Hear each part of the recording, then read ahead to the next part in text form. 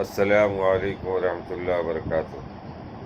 اللہ تعالیٰ نے جب حضرت موسیٰ اور حضرت ہارون علیہ السلام کو فرعون کے پاس دعوت کے لیے بھیجا تو فرمایا اب تم دونوں میری نشانیاں لے کر جاؤ اور تم دونوں میرے ذکر میں سستی نہ کرنا۔ تم دونوں فرعون کے پاس جاؤ، وہ سرکش ہو گیا، پھر وہاں جا کر اس سے نرم بات کرنا، شاید وہ نصیحت مان لے یا عذاب سے ڈر جائے۔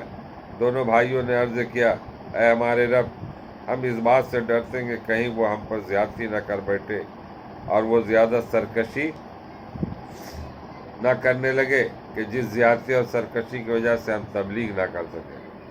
اللہ تعالیٰ نے فرمایا، بے شک میں تم دونوں کے ساتھ ہوں، سب کچھ سنتا اور دیکھتا ہوں، یعنی تمہاری حفاظت کروں گا اور پھر ان پر روب ڈالوں گا تاکہ تم پوری تبلیغ کر سکو۔